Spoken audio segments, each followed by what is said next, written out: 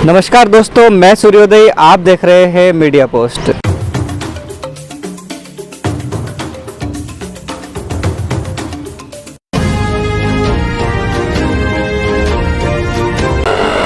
तो सीपीआर होती क्या है? CPR cardio pulmonary resuscitation.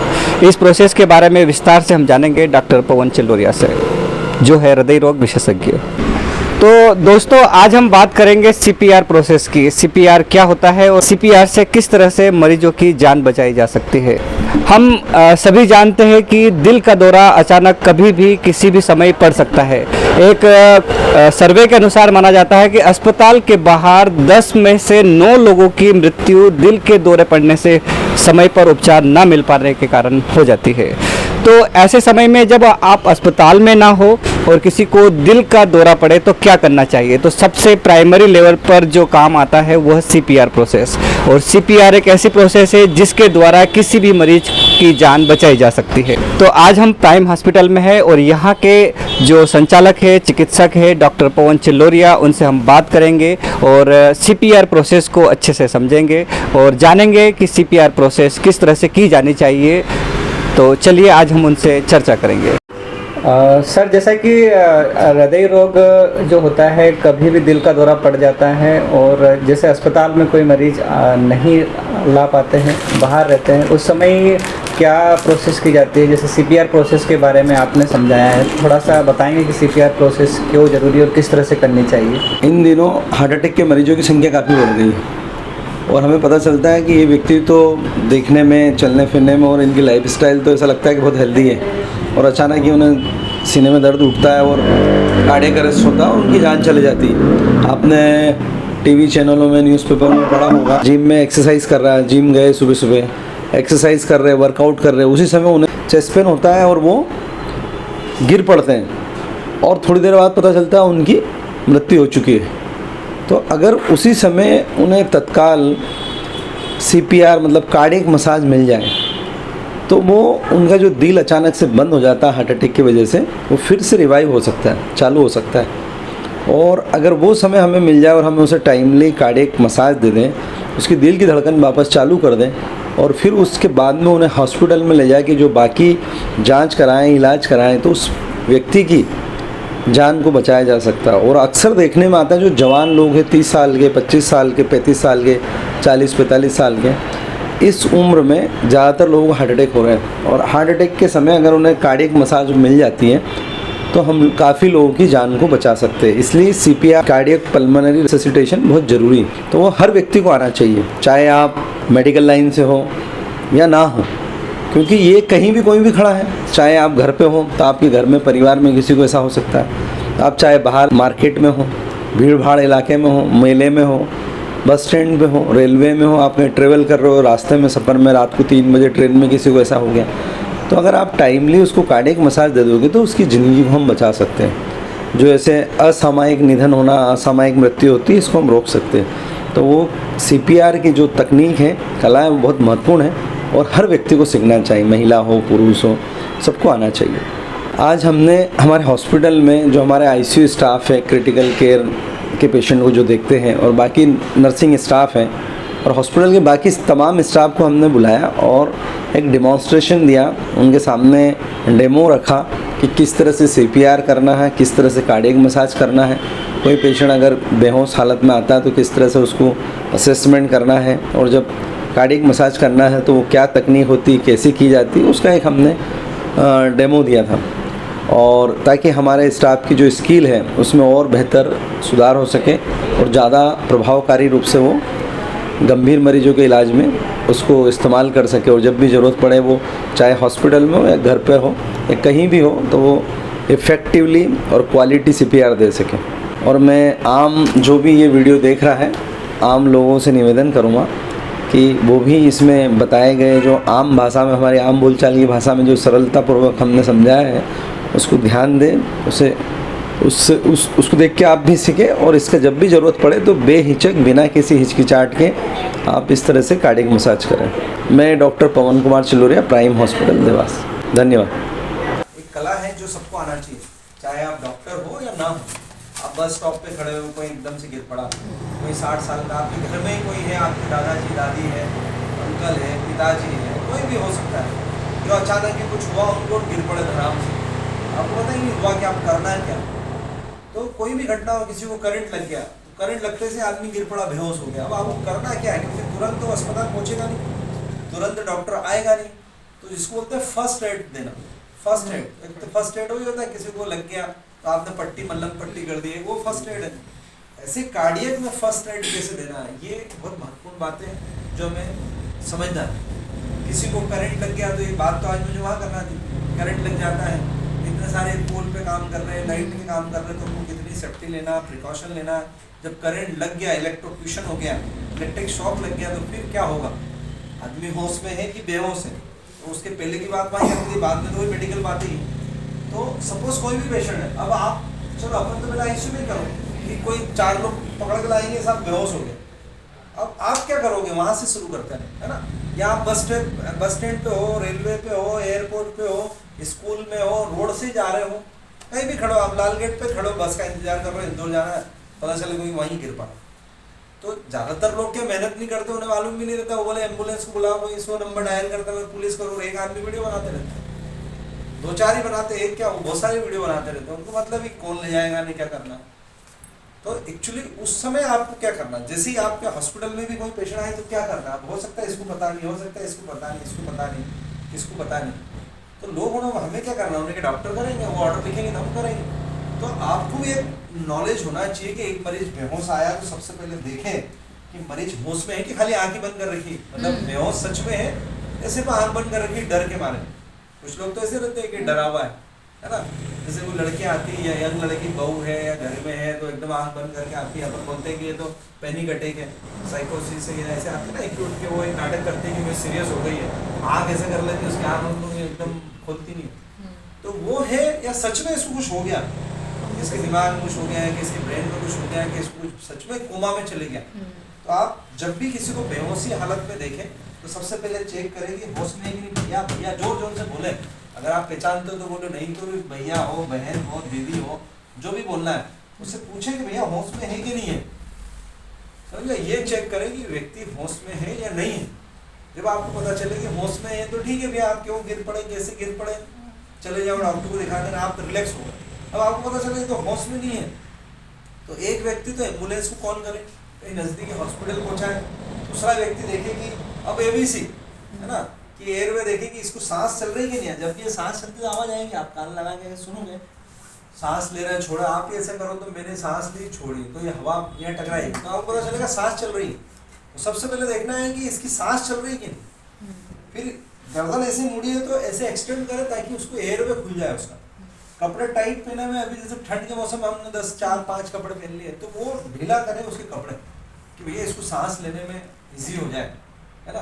तो सबसे पहले देखें कि एयरवे इसका कैसा है, कि वो आदमी की गर्दन मुड़ी है तो ठीक करें, फ्लैट सरफेस पे लिटाएं, उसको ज़मीन पे लिटाओ, मान लो सोफे पे गिर पड़ा तो वहाँ से उसको ज़मीन पे सीधे लिटा दो, सांस चल रही कि नहीं ये देखो, फिर ब्रीदिंग चल रही कि नहीं। आप देखोगे तो अपन भी सोते तो अपना पेट ऐसे से मूवमेंट, अपनी छाती ऐसे से मूव करेगी ऊपर नीचे ऊपर, मतलब ब्रीदिंग चल रही है, मतलब कोई घबराने की जरूरत नहीं, अपने पास समय है। वो अगर एयर में सांस भी नहीं आ रही, यहाँ धड़कन मतलब इसके सांस चल नहीं रही, आपको यहाँ भी नहीं पता चल रहा, फिर देखेंगे सी फॉर सर्कुलेशन, यहाँ पे आप देखोगे तो कैरोटिड आर्टरी होती है, यहाँ पल्स चेक करो, है ना, आपको ऐसे पल्सेशन आएंगे तो आप देखोगे पल्स आ रही है, तो आपको पता चला सांस भी नहीं चल रही है, ब्रीदिंग भी नहीं चल रहा है ना, और ये यहाँ भी आपको नहीं चल रहा है, ये मूवमेंट भी नहीं हो रही है, इधर पल्स भी नहीं आ रही है, इसका मतलब इसका सर्कुलेशन फेल हो गया, अभी आदमी एकदम शॉक में चले गया।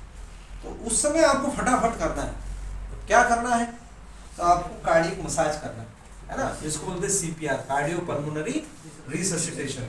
तो कार्डियो मतलब कार्डियक को फिर से चालू करना, पल्मोनरी लंग को फिर से चालू करना, रिससिटेशन मतलब फिर से चीजें सर्कुलेशन को फिर से स्टेब्लिश करना। जैसे मशीन चल रही थी बंद हो गई, ये मशीन है क्या, जैसे हम लोग डॉक्टर ये मानते हैं कि ये मशीन है, ये मशीन है, ये सब है ना। आप और हम भावनात्मक बातें करेंगे, हम मनुष्य, हम ऐसा है, ऊपर वाले की देन है, ये वो, एक्चुअली ये सॉफ्टवेयर मशीन है, जैसे कंप्यूटर मशीन है ना, उसमें ये भी बना, वो भी बना, ये भी बना, पावर आ रहा, हमारे अंदर भी वही सिस्टम है, हमारे भी दिल के अंदर करंट, इलेक्ट्रिक करंट पैदा होता है, इलेक्ट्रिकल एक्टिविटी चलती रहती है, उसी से सब चल रहा है। वो बंद तो हम भी बंद तो ऊपर जय राम जी की, राम राम सत्य है, ठीक है। तो ये एक मशीन है, एक सॉफ्टवेयर है। हमारे अंदर जितने सिस्टम है सबका अलग अलग काम है। पेट अलग काम कर रहा, हार्ट अलग कर रहा, फेफड़े अलग कर रहा, दिमाग अलग कर रहा, नाक अलग कर रही, आंखें अलग काम कर रही, कान अलग कर रही। सब एक सॉफ्टवेयर, एक मैकेनिज्म, एक मशीन है पूरे। एक शरीर को अगर ध्यान दो ना, एक फैक्ट्री है। तो आपको एबीसी चेक करना है। पहले देखना मरीज होश में है कि नहीं। अगर बेहोश है, अगर होश में है तो आपको इतनी टेंशन नहीं कि चलो जैसे कोई मरीज आया, आँख खोली तो लगता है ठीक है, फिर आपको घबराना नहीं है। तुरंत आप आराम से बीपी चेक कर लो, इंट्राकेथ लगा लो, शुगर चेक कर लो, ईसीजी इलेक्ट्रोड लगा लो, तो ये पता चल जाएगा इसको हुआ क्या। हार्ट अटैक तो नहीं हुआ। शुगर चेक करोगे तो ग्लूकोज कम तो नहीं हुआ। बीपी चेक करोगे तो बीपी तो कम नहीं होगा। ये मोटी मोटी बातें आईसीयू स्टाफ को मालूम होना चाहिए। मैं तो मालूम नहीं, सर ने तो बोला ही नहीं हमको। जैसे कोई मरीज आए तो उसको ऑक्सीजन लगा दो, उसको बीपी चेक कर लो, इलेक्ट्रोड लगाओ और मॉनिटर कनेक्ट करो, बीपी चेक कर लो। एक व्यक्ति खुद से भले बोले नहीं बोले ग्लूकोज देख ले। अगर बेहोश है तो, अगर होश में है तो भले बाद में देख लो, क्योंकि किसी को ग्लूकोज जरूरी नहीं बेहोश हो। शुगर बढ़ी हुई आ रही है, अपन कितने मरीज नहीं ऐसे तो शुगर बताएं। तो ये प्रोटोकॉल बना लो कि हर मरीज की आरबीएस कर लो, बीपी चेक कर लो, है ना, उसका बीपी कितना आ रहा, ईसीजी चेक कर लो, ईसीजी नॉर्मल है कि नहीं, कि पता चला उसमें अटैक आ गया तो उससे आपको फटाफट पता चल जाएगा कि ईसीजी में एमआई हुआ तो अब इसको मतलब हार्ट अटैक का इलाज करना। शुगर कम आ गई तो ग्लूकोज कम हो गया, ऐसा है ना, आपको तुरंत पता चल जाएगा कि क्या हो रहा है। मरीज होशो आवाज में नहीं, बेहोश है तो आपको ये भी कि इसके दिमाग में कुछ हो गया, इंफार्क्ट हो गया, हेमरेज हो गया, ये सब आपको समझ में आ जाएगा। फिर सांस तेज तेज चल रहे तो नहीं, फेफड़े में कुछ हो गया, निमोथोरैक्स हो गया, पानी भर गया, कुछ हो गया, आपको अपने आप ही पता चल जाएगा। हम लोग कैसे पता चलता है, हम लोग ऐसे पता है इसके सिम्टम कहाँ क्या हो रहा है, कि ये मशीन हमें पता चलता है कहाँ पे इसको खराबी आ रही है, कि सांस तेज चल रही है, कि ये कुछ और बता रहा है, सीने में दर्द, हम बता रहे हैं कि ये अटैक हो गया। सांस तेज चल रही है, हम लगेंगे फेफड़े में कुछ हो रहा है, सांस लेने में, तो ये डॉक्टर ऐसे पता करता है ना। पेट में कुछ हो रहा है तो हम देखेंगे पेट फूल रहा है, नॉर्मल है, क्या हो रहा है, कि ये उसके आते उलझ गई, कि इसको परफोरेशन हो गया है, कि क्या होगा। दिमाग में कुछ होने के बेहोश हो गया तो हम इसकी पिपल्स देखेंगे, इससे पता चलेगा इसको हेमरेज हुआ है, इंफार्क्ट हुआ, हम बोलेंगे सीटी कराओ, हम बोलेंगे इको कराओ, एक्सरे कराओ, ये जांच कराओ। तो आपको सबसे पहले मरीज की स्थिति देखना आईसीयू स्टाफ। और स्टाफ को मतलब ही नहीं, वो खाली वो हाथ में देखता रहता है, उसको मालूम नहीं कब से बेहोश पड़ा आदमी। आदमी में इतनी समझ नहीं है, इतनी आप में नहीं ज्ञान है, जबकि आपको समझ जाना चाहिए इसकी सांस तेज चल रही है, तो बेहोश हो गया, उल्टी कर ली, ये हो रहा, इसको तो मैं छू रहा हूँ कुछ भी नहीं हो रहा है, इसको मैंने दबाया, इसने तो कोई रिस्पॉन्स ही नहीं, तुम मुझे दबाओ, तो बोला अरे मैं हाथ लगा, मेरे को दर्द हो रहा है, हाथ हटा, आपके में ऐसे उंगली में आप बोलोगे सर मेरी उंगली में दर्द हो रहा है, आपने ऐसा कर, इसको आप यूँ कर लो, ऐसा कर लो, इसको, इसका मतलब कोमा में है ना। स्टाफ, बहुत सारे स्टाफ को मतलब ही नहीं कि आदमी कब से बेहोश हो गया, वो सोते रहते सर हमको मालूम, वो बैठा तो नहीं, उसको पता नहीं। एक मरीज होश में था, रात को 12 बजे बेहोश हो गया, सुबह वाला रात भर से ड्यूटी, उससे पूछो कब से, उसको मालूम ही नहीं, क्योंकि उसने ध्यान ही नहीं दिया ना कि ये बेहोश है, कि सो रहा है, कि इसको कुछ हो गया है, कि इसको उल्टी हुई थी उस समय कुछ हो गया है, कि रात में उसको कुछ हुआ भी होगा तो उसने कुछ नहीं मालूम। तो स्टाफ को इतना सब मालूम होना चाहिए। तो आज की जो क्लास का मुख्य उद्देश्य ये है कि जब भी कोई बेहोश मर जाए आपको क्या क्या करना है ना। और अगर आपको लगे ईसीजी में कि दिल की धड़कन गड़बड़ चल रही है ना, बीटी है, वेंटिकुलर टेकिकार्डिया है, वेंटिकुलर फिब्रिलेशन है, ईसीजी में आपको लग रहा है कि इसकी ईसीजी में गड़बड़ी है, तो आपको डीसी शॉक लगाना, वो डिफिब्रिलेटर है ना, डिफिब्रिलेट करते हैं उसको। एक तो जो डिफिब्रिलेशन का मतलब होता है फिब्रिलेशन हो जाता है, मतलब वो धड़कनें गड़बड़ चलने लगती है, कार्डियक एक्टिविटी है वो इरेगुलर हो जाती है, तो उसको सिंक्रोनाइज कर डीसी देते हैं, सिंक्रोनाइज डीसी, ताकि वो रिदम सेट हो जाए उसकी, है ना। अगर नहीं तो बंद हो जाएगा, फड़ फड़ फड़ कर रहा है, तो आपको डीसी देना है, तो वो ईसीजी पे निर्भर है। आपको अगर ईसीजी, अच्छा लोग ये भी बात है कि लोग है ना मॉनिटर नहीं देखते हैं, जितना भी नर्सिंग स्टाफ, जबकि उनका ही काम है। डॉक्टर तो खाली 5 मिनट 10 मिनट आता है, आपको मॉनिटर को भी देखना बार बार। मरीज है लेटा हुआ, आप पूरे समय ईसीजी फर्स्ट सेकंड थर्ड चल रही है, उनको देखो, आपको उसमें कभी कॉम्प्लेक्स दिखेंगे, एब्नॉर्मल वेव्स दिखेंगे, कभी एमआई तो स्टिल्यूशन दिखेगा, वीटी वीएफ उसमें सब दिखेगा। तो ये नर्सिंग स्टाफ को इतना आईसीयू में जो काम कर रहा है कम से कम उसको इतना मालूम होना चाहिए कि वीटी वाला पैटर्न चल रहा है, ये वेंटिकुलर फिब्रिलेशन वाला पैटर्न चल रहा है, या ये ए सिस्टोल में है कि धड़कन 30 बता रहा है, उन्हें भैया इसकी मसाज करना, तभी आपको समझ आएगा आपको करना क्या है, समझ रहे। तो ये मालूम होना चाहिए वीटी क्या होता है, वीएफ क्या होता है, ए सिस्टोल क्या होता है, कार्डियक एक्टिविटी नहीं आ रही है तो आपको कार्डियक मसाज करना है। फिर कार्डियक मसाज कैसे करेंगे हम उसकी बात करेंगे। तो पहले तो आपको ये ज्ञान होना चाहिए करना क्या है ना। ये होश में, अब इसका मान लो कि ईसीजी ठीक चल रहा है तो आपको यहाँ कुछ नहीं करना है, छाती थोड़ी दबाना ECG तो आ रहा है लेकिन बेहोश है। अब आपको समझ में आया, दिमाग में कुछ हो गया, कोमा में चले गया, इसका CT स्कैन कराओ। आपको CPR तभी करना है जब वो आदमी बेहोश हो जाए और आपको लगे कि पल्स भी नहीं आ रही है, सांस भी नहीं चल रही है, सब बंद हो गया, चेस्ट मूवमेंट नहीं हो रही, इधर से भी आपको रेस्पिरेशन नहीं आ रहा है ना, आपने एयरवे भी दे रहे हैं, तो फिर आपको CPR करना है। ठीक है, समझ गए ना। कोई भी मरीज हो आए आपके यहाँ तो आपको कैसे काम करना है, सिस्टर है खासकर, क्योंकि सिस्टर हो, ब्रदर हो, जिनको यहाँ ICU में काम करना उनको, उनके लिए। अब लेकिन एक आम व्यक्ति भी ये बात ध्यान रखिए, कोई बेहोश हो जाए तो सबसे पहले देखना ABC क्या, A मतलब एयरवे, एयरवे मतलब सांस चल रही है, B मतलब ब्रीदिंग है ना, वो चेस्ट मूवमेंट है ना, C फॉर सर्कुलेशन, पल्स, यहाँ से भी देख लो, यहाँ भी देख लो, है ना। तो ये आपको देखना है कि ABC, अगर ABC पल्स भी आ रही है, सांस भी चल रही है, तो कुछ उठा पटक नहीं करना भाई, फिर जबरदस्ती छाती नहीं दबाना। छाती तभी दबाना जब आपको लगे कि इसकी सांस नहीं चल रही, इसकी छाती मूवमेंट नहीं हो रही, इसकी पल्स भी नहीं, तब आपको कार्डियक मसाज करना है। समझ में आ गई बात। अब वो क्यों बेहोश होते हैं, बहुत सारे कारण है ना, न्यूमोथोरेक्स हो गया, MI हो गया, BP एकदम कम हो गया, कारण बहुत सारे, किसी को ब्रेन में कुछ हो गया, वो बात में पता करें। लेकिन कोई मरीज आया तो आपको तो खाली ABC ध्यान देना है कि हाँ इसकी सांस चल रही है, टेंशन, सांस चल रही तो हार्ट भी चल ही रहा हो, BP भी आएगा ऐसे, फिर आप धीरे धीरे सब वर्कअप कर लो, सब जांचें कर लो। लेकिन आपने देखा कि सांस ही नहीं चल रही है तो फिर आपको फटाफट CPR करना है ना। तो CPR का मतलब पता है ना, कार्डियोपल्मोनरी रिससिटेशन। तो अब आपको सबसे पहले कार्डियक मसाज करना। अब वो कार्डियक मसाज क्या होती है, कैसे होती है, कैसे करते हैं, उसके क्या नियम है, वो सब लिखा हुआ है। तो आप बिल्कुल सेंट्रल ऑफ द चेस्ट, ये जो यहाँ है बिल्कुल बीच में, आप दोनों हाथ से यहाँ हाथ रख के आपको कार्डियक मसाज करना है।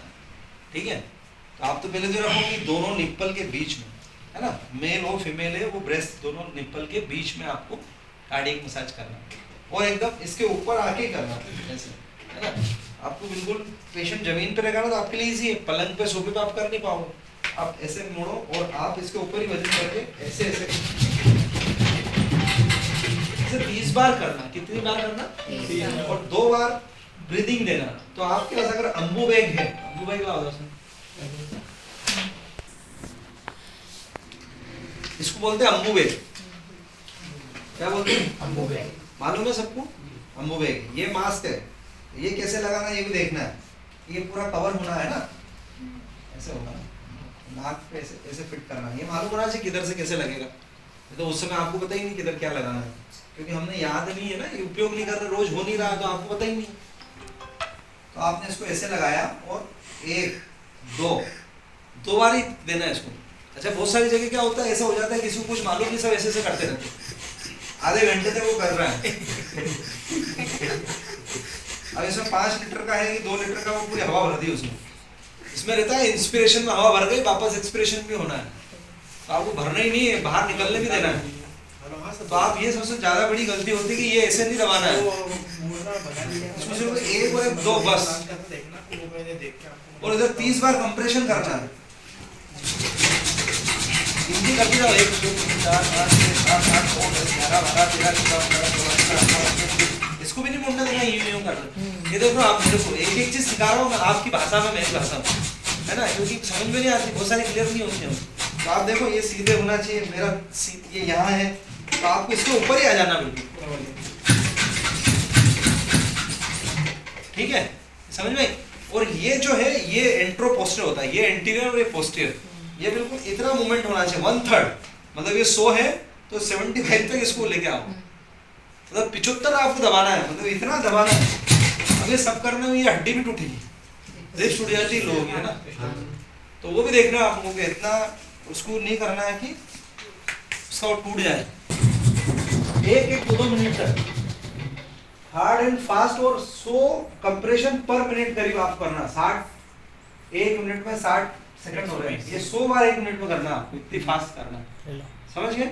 तो हार्ड एंड फास्ट, और 2-3 इंची दबना चाहिए, मतलब 1/3 होना चाहिए उसका, है ना। तो वो आपकी चेस्ट मूवमेंट होना चाहिए, खाली ऐसे ऐसे करोगे तो भी कुछ नहीं बना।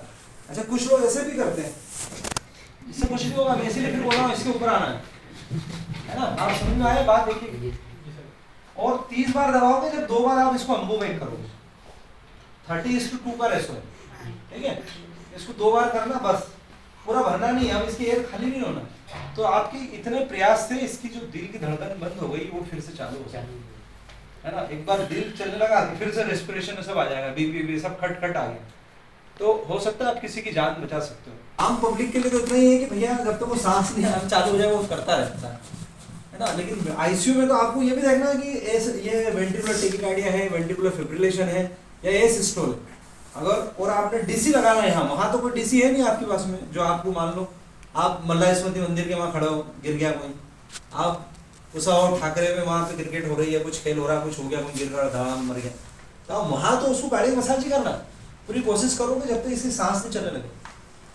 और 1 मिनट 2 मिनट में एक व्यक्ति थक जाता है, ये भी याद रखना कि वो एक ही कर रहा है उधर उधर, वो खुद बोलेगा पसीना पसीना हो रहा, पसीना आने लग जाएगा, अभी गर्मी चालू होगी ना, अब सबको पसीना आ जाएगा इधर, तो भैया दूसरा सोचे कि तू हट, अब मैं कर रहा हूँ, तो वो दूसरा आए और हटने में भी ज्यादा समय नहीं, तुरंत मैं हटना दे, तुरंत एक आया और वो भी करने लगा, रोकना नहीं है जब तक कि सांस नहीं है। तो ये आप खुद ही समझो कि ये 2 मिनट में थक जाएगा क्या, 1 मिनट 2 मिनट में, समझ रहे हो ना आप? तो आपको अपना रोल बदलना है। इस बीच डॉक्टर है या जो इसको आता है वो इंट्यूबेट करेगा, है ना, कि वो भैया इसका एयरवे स्टेबलिश करे, इसको इंट्यूबेट करे, ऑक्सीजन 80 आ रहा 70 आ रहा तो अपन इंट्यूबेट कर लें, तो आपको मास्क लगाना है, ग्लोव्स पहनना, वो सब मालूम होना चाहिए, प्लेट कौन सी लगेगी, कैसे इंट्यूबेट करना है, एंडोट्रेकियल ट्यूब आपको कौन सी लगेगी, और वो सब मालूम होना चाहिए, सक्शन मशीन आपकी तैयार होना चाहिए, वो सब चालू होना चाहिए। आईसीयू में हर चीज आपकी रेडी होना चाहिए। आप बैठे हुए अगर आपकी कोई भी मशीन खराब है तो उसको रिपोर्टिंग करना, समझ गए? तो ये लेरिंगो इसको बोलते हैं, इसको ब्लेड बोलते हैं, ये हैंडल है, तो ये चालू होना चाहिए, ठीक है। फिर इसमें सब सामान होना चाहिए, हमेशा एक साथ होना चाहिए। ये अम्बू बैग, इसको अम्बू बैग बोलते हैं, है ना। तो आप तुरंत इंट्यूबेट करोगे नहीं, इधर ऑक्सीजन की एक ट्यूब कनेक्ट करो, इसको ऑक्सीजन लगाओ, तो मरीज आए जब यही देखना है कि इसका SpO2 कितना आ रहा है, इसके बीपी कितना आ रहा है। अगर बीपी आ रहा है, रिदम चल रही है, तो मोस्ट प्रोबेबली सब ठीक ही होगा, है ना। फिर आप देख लो, ECG कर लो, आपका टाइम है, घबराना नहीं। अच्छा, जब भी इमरजेंसी हो जाए घबराना नहीं। अगर आप ही घबराओगे तो बस हो गया काम, तुम भी रोने लग जाओ, मरीज के साथ वाले तो रोते ही, अपन भी रोने लग गए तो फिर ठीक कैसे करेंगे। आप शांत रहो, शांत रह के आप निर्णय ले सकते हो। आप जैसे ये कर रहे हैं ना, आपको पता है कि ये 2 मिनट से ज्यादा कर रहा था, आप खुद ही आ जाओगे, तू हट नहीं आ रहा हूँ, मुझे खुद ही खड़े हो जाएगा क्या, ऐसा नहीं करना है, ठीक है। तो दूसरा है कोई एंटीनाइन लगा रहा है, कोई एट्रोपिन लगा रहा है, एक व्यक्ति बीपी चेक कर रहा है, एक व्यक्ति ECG चेक कर रहा है, ये सब मालूम होना चाहिए। तो आप उस समय आपको अगर मुंह से सांस देना है, मुंह से देना है, तो उसके मुंह से सांस देना, ऐसा करेंगे माउथ टू माउथ। अब यार उसके मुंह में मुंह डाल दो, मुंह में मुंह डालने में डर लग रहा है तो ऐसा मुंह खोल के फूंक मार दो, और क्या, ऐसे एक पाइप आता है वो ऐसे फूंक दो, पेट वाले ऊपर से नहीं, आपको वही तो ऊपर आओ, देखो ये नहीं कर पा रहा, हालांकि इसकी हाइट है, हाँ, लेकिन फिर भी आपको ये ये 30 बार गिनती भी करना, 30 बार ये करना, फिर आपको 2 बार आपको करना। इससे ज्यादा भी है ना, मतलब हाँ, इतना ज्यादा भी नहीं करना है, बिल्कुल उसके हड्डी तोड़ना है, तो उसके लंग पंचर हो जाएंगे, रिब्स घुस जाएंगे अंदर, तो नई समस्या हो जाएगी, हाथी पंचर कर देंगे, तो हार्ट भी फुट जाएगा बाप। और हाँ, और आगे करना, और थोड़ा आगे झुक, हाँ। तो देखो कोई भी काम हो ना, चौथी बार 5वीं बार तो आपको सीखने को मिलेगा और कॉन्फिडेंस आएगा आपको, करना है, सिर्फ डर।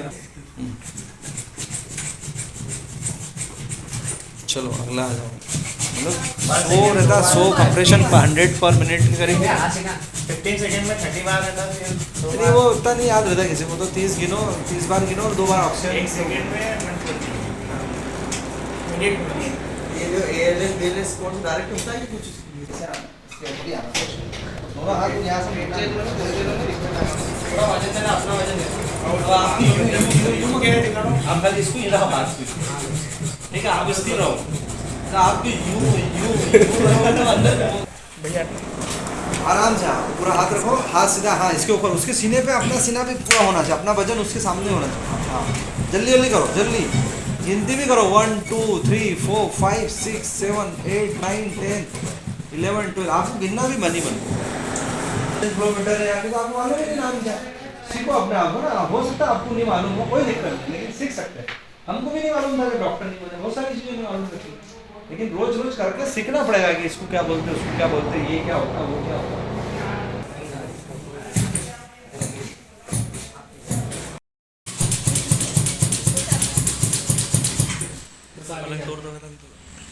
बात सबके हित की, कुछ सस्पेंस, कुछ रोचक, कुछ ज्ञानवर्धक, कुछ उत्साहवर्धक, खबर की खबर, सब कुछ है यहाँ पर। ये सब देखें हमारे YouTube channel media post services पर। अभी सब्सक्राइब करें।